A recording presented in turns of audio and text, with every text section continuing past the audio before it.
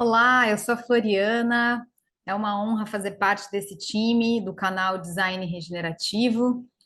Estamos iniciando aqui com Territórios Regenerativos, a nova linha de programas do canal que eu vou estar anfitrionando. São conversas baseadas em territórios e que estão buscando novas formas de se desenvolver, metodologias de como podemos aprimorar a vocação dos territórios e o conhecimento de base para poder fazer de fato mudanças significativas nos territórios.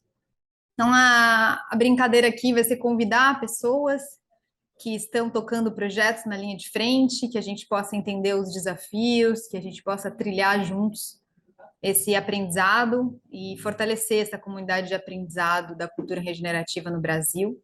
Eu acho que a gente tem aí um polo de referência e de potencialidade no nosso país, né, com toda essa riqueza, essa biodiversidade, esses diversos biomas, toda essa área imensa de uso de terra para a gente ressignificar.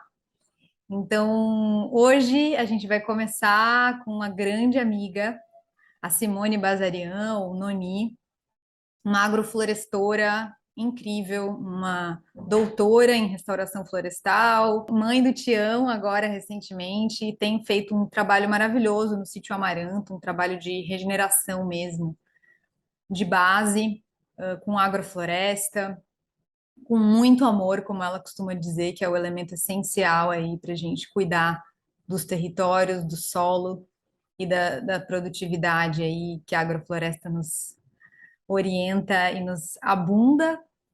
Então, queria chamar ela, minha amiga super maravilhosa, Simone Bazarian, e nós vamos explorar hoje um pouquinho o território um, que eu estou chamando de território fonte, que é o território base, a leitura das águas no ambiente, o redirecionamento das águas.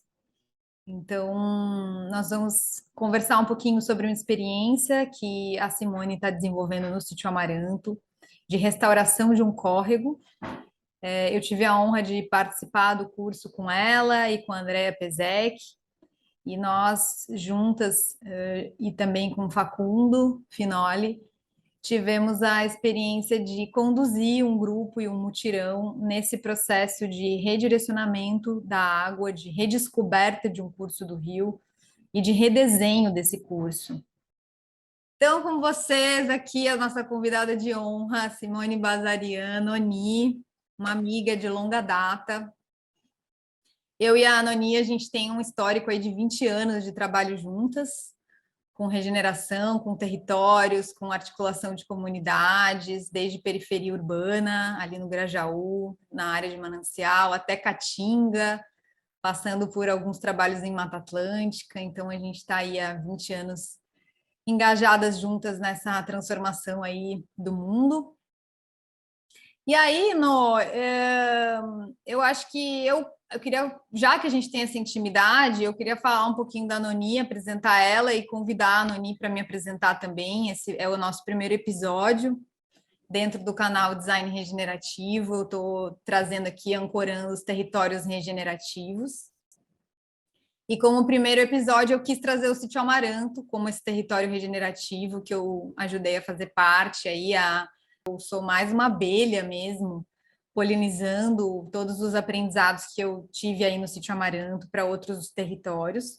Então, acho que é um experimento muito interessante, numa escala super fácil da gente visualizar, e que recentemente teve esse trabalho maravilhoso com o apoio da Andrea Pezec de regeneração das águas, que é o nosso tema de hoje, o território fonte, né? Como pensar no território regenerativo sem pensar nos caminhos da água. Eu acho que isso é impossível e o convite aqui é esse, a gente começar pelo começo, pelas águas. Mas antes eu queria falar um pouquinho da Noni e depois convidar ela para falar um pouquinho de mim. Então, a Noni, para mim, é uma fonte de inspiração mesmo. né? Eu acho que ela é uma pessoa cheia de chapéus, é uma doutora em restauração florestal pela USP. Eu tive a honra de estar lá na banca dela alguns anos atrás. Uma detalhista, uma observadora da natureza, né? Eu lembro muito dela falando que ela ficava lá paradinha observando cada inseto que ia visitar cada planta lá no Vale do Ribeira. Então acho que tem muita experiência de campo com assentamentos rurais, né, técnica aí de vários assentamentos, e recentemente mãe do Tião, empreendedora aí dos destilados, né, tem um super laboratóriozinho aí caseiro de destilação e está fazendo vários produtinhos muito legais de cuidados pessoais, de óleos, azeites essenciais e plantando as plantas para produzir todos esses insumos. Então, é uma honra mesmo fazer parte do círculo de amigas dela e de parceiras de trabalho, que eu acho que a gente ainda tem muita coisa para fazer pela frente. Acho que é isso, como introdução. Ah, sua linda Flor, querida, sempre é uma alegria estar com você, amiga. Muito bom mesmo ter uma pessoa para a gente se testemunhar essa existência juntos nesse planeta tão amado, né? Se gostando tanto e trabalhando juntas. Eu sinto contigo uma complementariedade de ação muito maravilhosa. Acho que é por isso que a gente deu match tão cedo, desde a da juventude, do início da juventude. Então, você faz essa interface muito linda entre as pessoas e o meio ambiente, usando a arte, né, como ferramenta. Isso potencializa muito as ações. Às vezes a gente, como bióloga, como ambientalista, vai nos territórios e fica muito prolixa e não atinge mesmo os corações das pessoas. Então, eu vejo você como uma peça-chave, trazendo a arte, mas agora, cada vez mais, ultimamente, né, atualmente, hoje, trabalhando muito no território do ecossistema regenerativo, como uma grande facilitadora também, né, desses processos conjuntos participativos. Não, acho que você traduz muito bem diversas dimensões, sabe? Ciência, arte, eu acho que isso é um grande poder seu, um grande dom, assim, de poder fazer essas pontes. Construamos essas pontes juntos, né? Eu acho que a gente está num momento planetário que a gente precisa de todos os saberes e todos os ativos aí para fazer essa transformação, essa grande virada. E Uhum. nada melhor do que começar pelas águas, né, Nani? Pela terra, Uhum. pelo foco realmente, como é que a gente vai falar de território sem falar de cuidado com a água, sem falar de produção de alimento. Então, como falei, acho que Sítio Amaranto é um experimento muito interessante, numa escala muito possível, pedagógica, né, para a Uhum. gente entender o que dá para fazer e também para ter a dimensão do trabalho que dá se envolver de fato com mão na massa. Então, eu queria que você contasse um pouquinho no como é que tem sido esse experimento Sítio Amaranto como território regenerativo, né? Quais são os eixos de trabalho de vocês aí? E depois a gente entrar um pouquinho nesse processo que está sendo redesenhar o curso das águas e regenerar as águas no sítio. Minha jornada na agrofloresta começou há algum tempo, né? Quando eu trabalhava mesmo com recuperação de área degradada e restauração, e percebia como você trazer um ecossistema humano que é o alimento, as medicinas, as árvores, né? As frutas, na área agrícola, né? Trazer esse elemento arbóreo para a área agrícola. Então, já faz esses 20 anos que a gente se conhece, trabalhando com agrofloresta em vários territórios. E aí eu senti muita necessidade de ter uma prática real, assim, diária, né? Eu tinha muito essa vontade, esse chamado, desde que eu percebi que é por aí, né? É plantando mesmo que a gente consegue regenerar, não só nos trabalhos de políticas públicas que são importantes, né? Ou trabalhos de projetos que têm um prazo delimitado. Eu senti essa necessidade de ter um laboratório vivo para fazer todos esses experimentos. Então, eu vim para cá já faz 7 anos, é um sítio da minha família, né? Que estava, assim, praticamente, pode-se dizer, um pouco abandonado, como muitos sítios de família que ficam só dando custos, dando gastos, as pessoas não conseguem tirar ali uma renda. E aí eu vi assim um lugar ocioso onde eu podia assim trazer e pôr a mão na massa. Eu inicialmente não tinha ideia de ser uma produtora rural, de ser uma agricultora. Eu pensei que eu ia plantar, ter minha vida, fazer meus trabalhos fora como consultora e técnica educadora. E, e aí percebi que realmente a agrofloresta é muito abundante. Então a gente começou, o foco mesmo era a produção de alimentos, né? Ter um dia a dia, uma vida mais saudável para o nosso próprio alimento. E é tão abundante, tão produtivo, que a gente começou a ter muito excedente e procurou escoar entre amigos e familiares. E no primeiro ano já decidimos, então, focar a nossa ação aqui no trabalho diário e fomos mesmo nos dedicando diariamente para a prática agroflorestal, os manejos, a abertura de novas áreas aqui e principalmente regenerando áreas bem degradadas que tem no sítio e também trazendo a restauração da biodiversidade na área também do fragmento florestal que tem aqui, que às vezes, muitas vezes a gente também deixa intocado, ai, não tem o que fazer na floresta, mas a floresta também tem processo de degradação, ainda mais nesses fragmentos florestais que na verdade a Mata Atlântica virou, né, um grande pedacinho, uma colcha de retalhos, e às vezes você fazer um trabalho de borda, um trabalho de retirada de cipó, uma introdução de novas espécies, também acaba sendo um trabalho de manejo florestal que eu vejo bem necessário. Então, inicialmente o foco foi esse. Aqui, particularmente, a gente tem uma grande área de invasão de bambus, né? Um bambu exótico, muito bom para bioconstrução, mas que realmente, se deixar, ele vai se alastrando e vai ocupando a terra. Então, a gente teve que fazer um manejo do bambu. A gente tem uma área também que foi depósito de entulho, então a gente também fez a recuperação dessa área, onde não tinha praticamente nada a não ser cimentos e blocos de cimentos, e fomos criando e trazendo matéria viva, matéria para criar solo, né? Eu falo sucessão primária nesse sentido, e hoje a gente tem estabelecido uma área ali também, recuperando o entulho.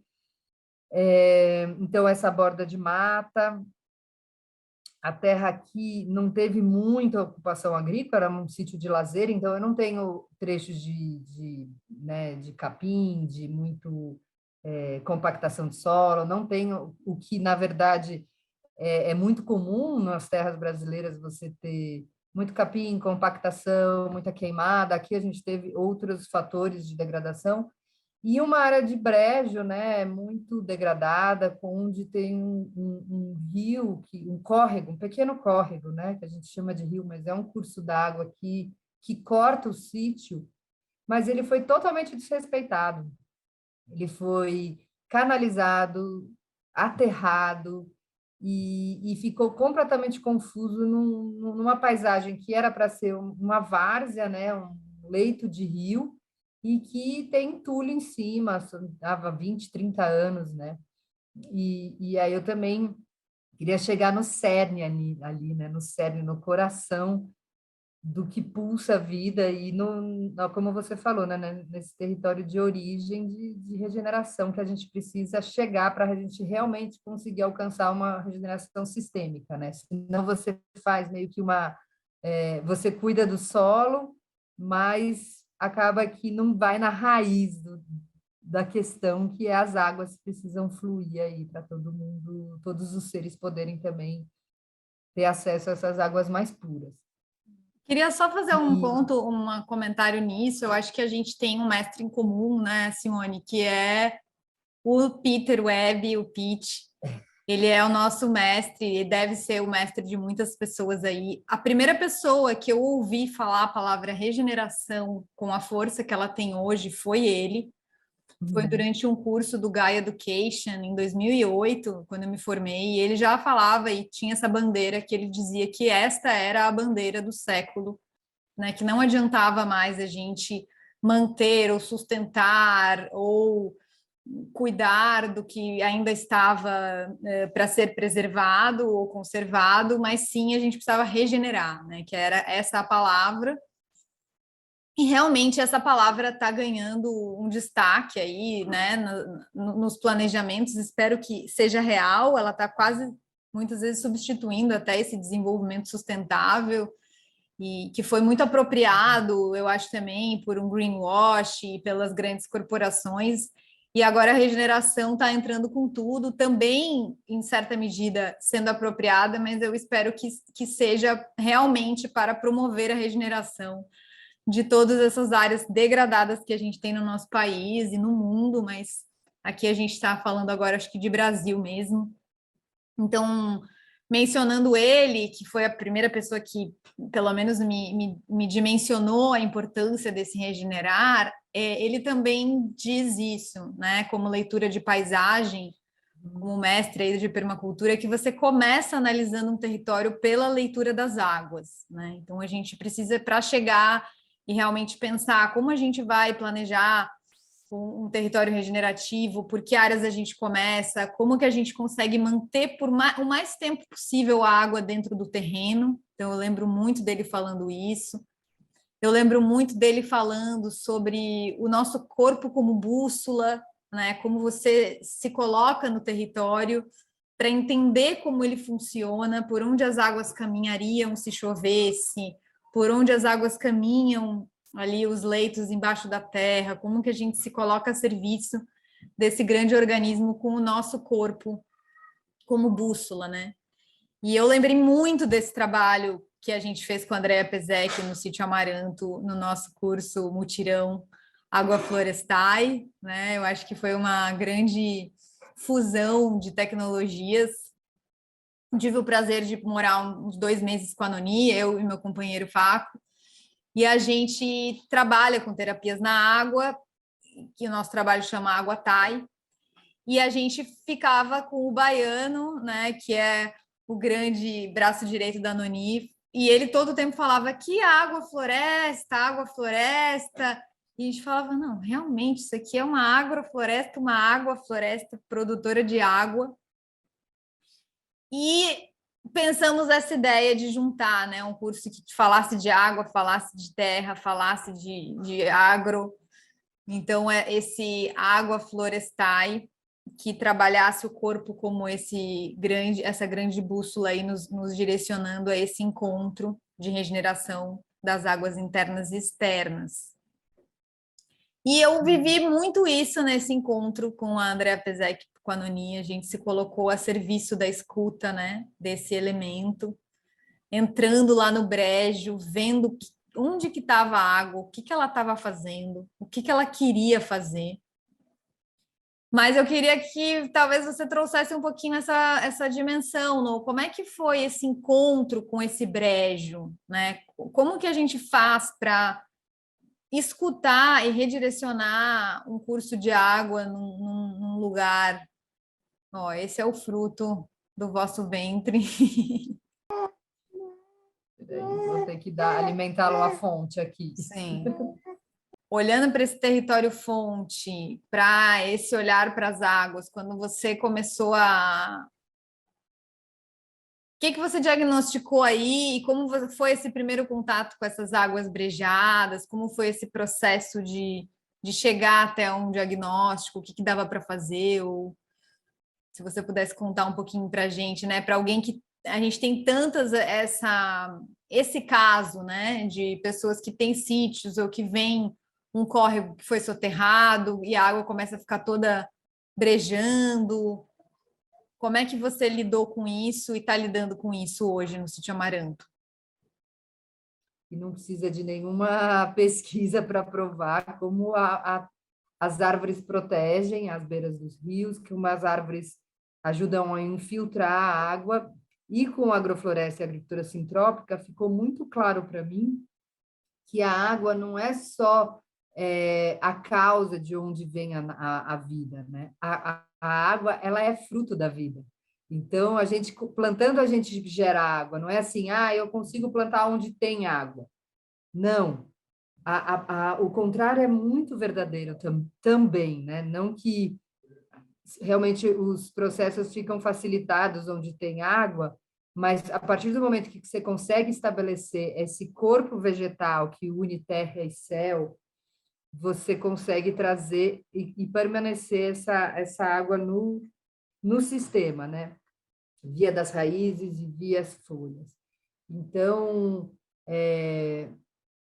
a própria planta em si, ela mantém a água ali no sistema, né? Então, também é algo que eu aprendi muito com a agrofloresta, até mais do que fazendo os projetos de reflorestamento, que às vezes só usa um tipo de planta que é a árvore, né? Todas da mesma idade, do mesmo tamanho.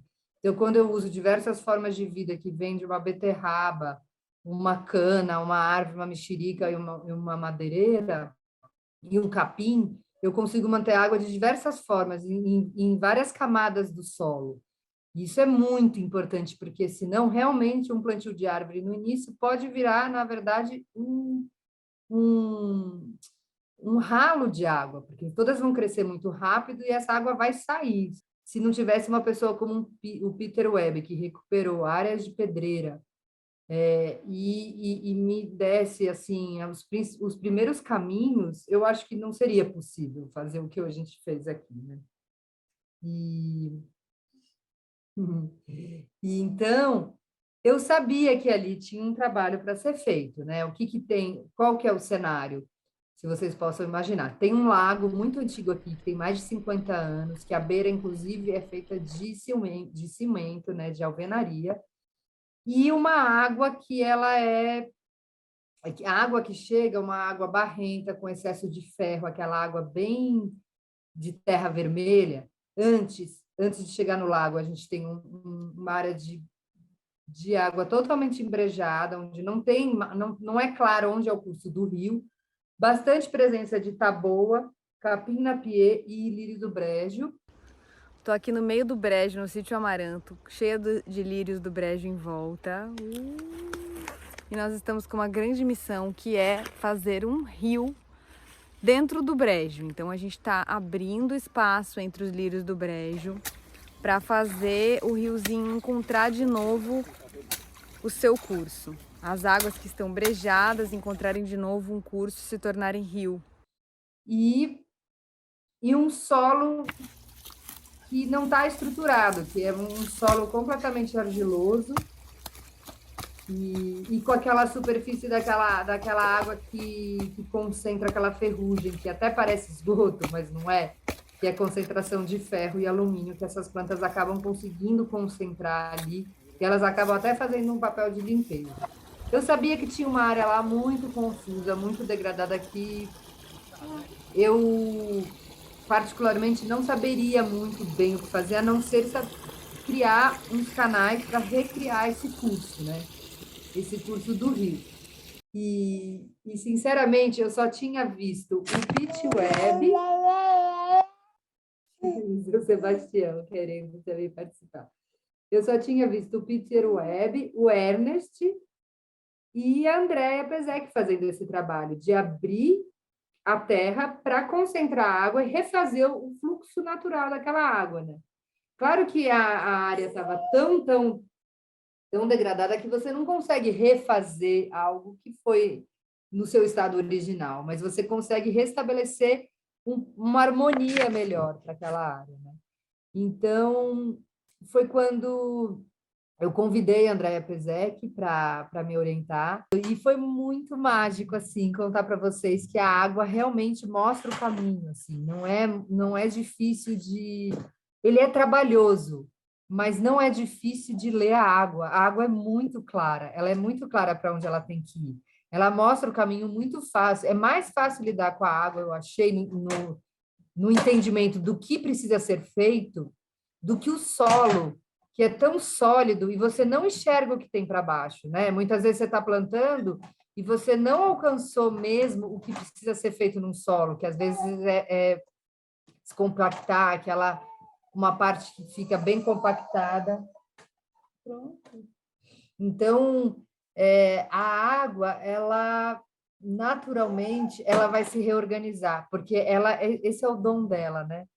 Ela trazer essa relação, essa interação muito fluida, né? Essa é a característica da água. Então, eu estou amando trabalhar com isso, assim, mais diretamente. Digamos que eu trabalhava através das plantas e das matas ciliares e das florestas, mas eu sinto que agora eu cheguei mesmo nessa regeneração de fonte, né? Como você está dizendo.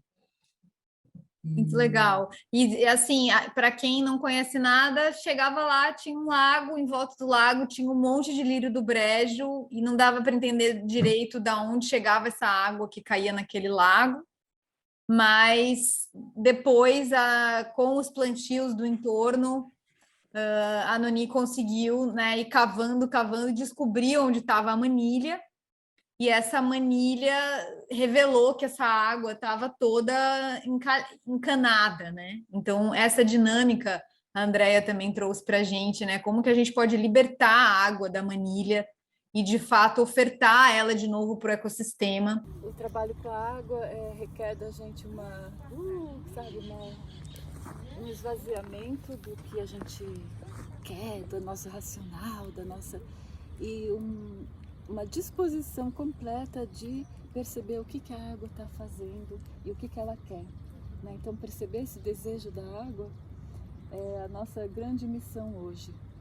E o que ela quer? Né? Ela quer correr livre, ela quer o céu, ela quer os bichinhos, ela quer as plantas, ela quer a gente perto. E depois de sair desse trauma da manilhona, né, canalizada, ela chega aqui e breja. Então, o que a gente vai fazer é isso, é devolver para ela essa vitalidade, esse movimento, essa liberdade, e ela que vai guiar mesmo, ela que vai guiar, porque ela já criou um caminho ali no brejo. O problema do brejo é que quando breja, é linda a resposta da natureza também, porque aí vem o lírio do brejo, vem as taboas, vem toda essa galera para filtrar, né? Porque o brejo ele acumula alumínio tóxico, muito ferro no solo e tudo. Então essa galera que vem para filtrar ferro. E então a gente vai manter essa galera que está mais na frente, né? Lá para trás já está bem mais aberto para a gente poder também trabalhar. E a gente vai devolver a mata ciliar também com o tempo, né? Isso é um trabalho hoje que a gente vai começar e com o tempo já tem mudas e tudo, né? Das plantas iniciais, das árvores iniciais. E é um trabalho que, assim, daqui a uns 6 meses a gente vai ver, sabe? Hoje a gente já vai ver uma grande diferença. E com o tempo a própria natureza vai ali encontrando seu caminho e a gente dando esse pulso, né? Vai ser nesse trecho a gente vai garantir que esse rio seja feliz, seja um rio de novo, né? Tenha sua alma de rio resgatada, né? Então é isso.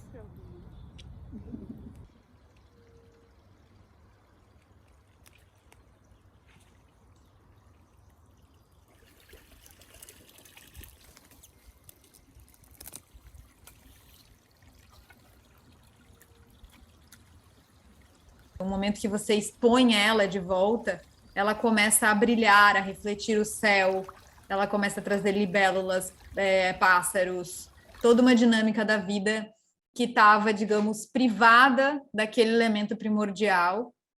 Então, eu acho que esse que é o ponto, quando a gente fala em território regenerativo e olhar sistêmico, a gente está olhando para essa oferta, né, de que uma coisa se relaciona com todo um ecossistema e, às vezes, uma intervenção que priva aquele ecossistema daquele elemento, na verdade, está privando toda a dinâmica natural daquele fluxo. Então, para mim, foi mágico esse processo de entender como essa palavra do brejar que a Andrea trouxe, né? Quando breja estanca, quando estanca confunde, quando confunde não flui. E é muito parecido com o reflexo do que acontece nas nossas águas, né, individuais, nas nossas águas internas, quando a gente estanca uma emoção, quando a gente não deixa fluir, ou quando a gente está confuso, a gente não sabe bem para onde ir, fica meio ali naquela coisa vai e não vai, né? E o brejo estava meio assim ali. E aí a gente foi abrindo, né?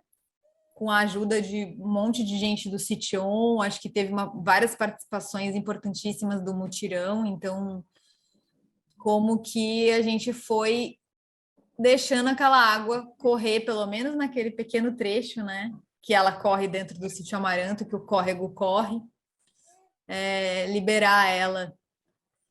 E aí, como que tá aí hoje? Você está já percebendo alguma dinâmica, essa mata ciliar, né? Que a gente começou a consolidar ali as margens do córrego. Como é que está essa consolidação, os plantios? Então, é impressionante mesmo, porque a água realmente ela acaba sendo um determinante, né, de toda essa dinâmica, como você falou, estando bem, estando feliz, né, como a Andrea fala, né, fluindo feliz ou estagnada, como ela reflete e de uma maneira proporcional mesmo para o ambiente bem adjacente a ela. E quando você regenera também é muito rápido que as coisas se reorganizam e restabelecem. Então, à medida que você abre um caminho para a água fluir, ela naturalmente já vai permanecendo naquele caminho e você não precisa necessariamente ficar fazendo muito manejo, por enquanto agora que a gente ainda está na época da seca. Então, é um trabalho que tem que ser feito na época da seca e preparando até para quando as chuvas chegarem mesmo, a água mesmo da chuva vai ajudar a organizar o que a gente ainda não conseguiu enxergar, digamos. Então, a gente já fez o plantio da primeira linha de árvores, bem ao lado da margem, a gente acabou criando uma margem, até foi algo que a Flor e o Faco ajudaram muito. Esses bambus são para quê? Agora esses bambus vão ajudar na contenção do barranco, a fazer as bordas do rio. Estamos aqui ajudando a fazer rio, ajudando a criar borda no meio do brejo, com bambu, argila. Olha o bioconstrutor fazendo borda de rio. Estamos, sim, utilizando um material pronto que tem nas bordas do córrego, que tem já misturada a quantidade de fibra, que ela sirve para dar estrutura a essa massa. Tem muita argila também misturada do fundo. E isso vai fazendo uma massa para intercalar com os eucaliptos, os bambus. Deixamos buracos no meio dos encontros dos eucaliptos para colocar plantas. A gente colocou estacas de bambu e colocou bastante madeira para que esse solo também consiga se reestruturar como um solo florestal, como ele era, não ficar todo imergido na água, que nem sempre toda aquela área era assim, mas boa parte daquela área, sim, era a área de fundo de rio que perdeu um pouco a identidade, né? Então, a gente está refazendo essa margem, plantando as árvores, plantando também outras plantas como inhame, taioba, algumas outras. Recebi algumas mudinhas de piprioca também, aproveitando para também tirar alguns cheiros dessa regeneração. Então. E de árvores, o que você está colocando na margem, na mata ciliar? O embaúba, sangra d'água e ingá são as principais, digamos assim. Aí tem pinha do brejo, a gente conseguiu algumas,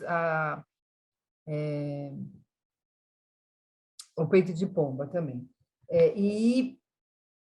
E também estamos plantando as macrófitas, né? As macrófitas que filtram, são as filtrantes que elas mesmo ficam sob a superfície do lago, e também a gente fez um laguinho antes da água chegar no lago maior, a gente fez um laguinho até para que esse sedimento pudesse ficar antes de chegar ao lago, a água já tem uma filtrada, e estamos plantando algumas plantas palustres, que elas precisam chegar na raiz. As raízes alcançam o fundo do lago ou na terra, mas elas ficam emergidas na água. Então, a gente está apostando primeiro nessas, assim, que tem relação direta com a água. Eu imagino que com essas raízes infiltrando, essa água secando aos poucos, por exemplo, no próximo ano eu posso chegar com mais um batelão de novas espécies, novos consórcios. Mas está indo muito bem. Eu tenho algumas notícias para dar. Já temos piabinhas, que alguns peixinhos que já estão aparecendo lá, que são, para mim, é um grande indicador, né? Então, já tenho uns peixinhos ali e muitos girinos, que eu acho que agora os sapos estão chegando e colocando, encontrando ali um local mesmo de cria. E, muito, como a Flor já falou, muitas libélulas, muitos animais que já estão chegando, a gente já presenciou pássaros e passarinhos se banhando na água ali. Então, é muito gratificante poder ver a biodiversidade mesmo chegando nesse local novamente, assim. Muito legal. Eu acho que é muito lindo quando a gente vai aprendendo, né? Esses bioindicadores vão chegando e essas palavras vão se tornando vida no território. Eu acho que esse é um desafio, um aprendizado maravilhoso. E ter a oportunidade de libertar um rio, né? Eu acho que essa foi a aventura, né? A missão do dia era liberte um rio. E eu acho que a gente fez isso com muito amor e agora é acompanhar e ajudar esse rio a se consolidar como rio, esse curso a se consolidar e essa mata ciliar a se regenerar. Eu acho que essa mensagem principal aí do episódio de hoje, né, Território Fonte, territórios regenerativos, é que todas as pessoas que tenham cursos d'água nos seus territórios possam cuidar deles e ajudar esses cursos a se manterem nos seus caminhos originais e os que não tiverem, redescobrir, né? Traçar essa trilha aí de redescoberta dos rios. E acho que essa é a mensagem, né, que a gente gostaria de deixar. Acho que essa é a mensagem principal. Queria saber se você tem alguma outra coisa que você queria deixar de recado para as pessoas, encorajar as pessoas a fazerem esse processo de resgate de rios nos seus territórios. O que você acha, Lívia? Você acha que funciona até chegar aqui? Dá, eu acho. Eu acho que o primeiro recado mais simples é a gente tomar consciência, né, de todos esses elementos assim ao nosso redor, no nosso ambiente. Mesmo no ambiente urbano, assim, a água que chega na nossa torneira, ela é viva, né? Ela vem de um meio, ela nasceu numa nascente, ela correu num rio, ela chegou a alguma represa de captação e ela está chegando a você para satisfazer essa sua necessidade, mas todos os seres vivos do planeta precisam dessa água. Então, da maneira muitas vezes que a gente está fazendo, a gente está, né, egoisticamente garantindo para os humanos e nem sempre uma água de boa qualidade também. Então, se a gente não, todos nós, né, população, governos, empresas, todos nós que usamos água, se a gente não tem essa consciência que a gente precisa cuidar desse sistema e que esse é o elemento propulsor da saúde de todos os outros ecossistemas, né, florestais, aquáticos, de solo, a gente realmente a gente pode amenizar e mitigar essa degradação de uma maneira mais inteligente, sabendo usar, né, e conhecer a natureza desse elemento, que é tão vital para nossas vidas. Então, para ter consciência quando a gente beber um copo d'água, quando a gente usar a água, quando a gente lavar nossas coisas. E para quem está nos territórios rurais, perto desses corpos d'água, o que é possível fazer algo por eles, muitas vezes a gente não tem essa iniciativa. Na verdade, acaba sendo uma iniciativa muito particular do agricultor ou do produtor rural, que acaba sendo um investimento, né? Então, o ideal é que a gente juntos a gente possa chegar nos nossos municípios e também fazer uma pressão de ter alguns incentivos. Às vezes tem políticas públicas que te ajudam a cuidar da mata ciliar, a recuperar a mata ciliar, alguns municípios também têm algum mecanismo de pagamento de serviço ambiental para quem cuida da água. Mas cabe a nós também pressionarmos, porque senão a gente, se depender de alguns governos que não têm esse interesse, então, para a gente chegar perto mesmo dos conselhos municipais, para a gente chegar perto mesmo da participação pública, para que a gente tenha esse incentivo, Flor, porque depende muito do proprietário da terra de fazer um trabalho como esse. Muitas vezes você não tem excedente ou interesse, ou mesmo conhecimento em fazer. Como o meu propósito é regeneração e restauração, eu estou investindo na regeneração desse rio. Mas a maioria das pessoas deixam a parte dos cursos d'água totalmente assim, o gado entra, tudo, né, tem fogo, tem pesca, o agrotóxico na água, ninguém nem está tentando pensar em limpar, ou mitigar, ou amenizar. Então, é uma força-tarefa conjunta, né? E ainda mais sendo um elemento móvel, digamos, ele vai percorrendo todas as terras, né? Todos os territórios. Então, isso pode influenciar a vida dos vizinhos, ou o seu vizinho pode acabar com a sua vida se ele simplesmente, né, jogar algum contaminante lá. Então, assim, uma questão bem sensível, bem delicada, porque ela prepassa por todos nós e pode ser muito silenciada, né, se a gente não olhar para ela com a devida atenção. Eu lembrei aqui, como também mensagem final, de um trabalho que a gente fez juntas na Caatinga, que era essa conscientização, né, sobre o cuidado da água. E logo que a gente chegou lá, estava iniciando aquele programa do governo, tinha recém sido estabelecido Água para Todos.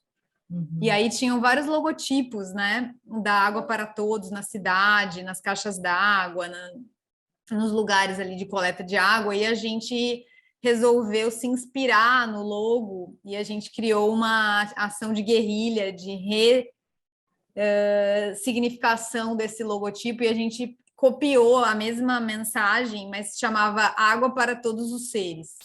Então, não era só um ser humano, né, que era o logotipozinho do Água para Todos, mas a gente criou uma gota com os vários outros seres e trazendo para a população também essa consciência, né, de que aquela água para todos não era só para os humanos, mas era também para todos os outros seres que estavam ali na Caatinga. E foi uma ação muito linda que deu visibilidade, né, para isso. Lá a gente tinha um caso de alguns vizinhos, especificamente um, que pegava toda uma nascente de água, canalizava tudo para mandar para a plantação dele e privava todos os outros seres, inclusive outros humanos, mas em geral todos os outros seres daquela água. Então, acho que como mensagem também para esse território fonte é como a gente democratiza o acesso a esse recurso, como a gente liberta ele de manilhas, traz de novo ele para refletir o céu, entender a vocação e a essência desse elemento que está aí para servir a todos nós, que está aí para abundar e nutrir-se com a gente. Como a água é um ser social, né? Um ser que se doou,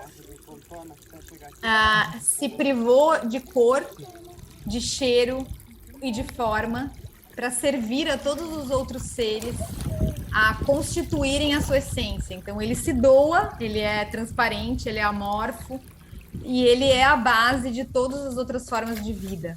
E ele é este ser social de origem, né? Eu acho isso muito maravilhoso, assim.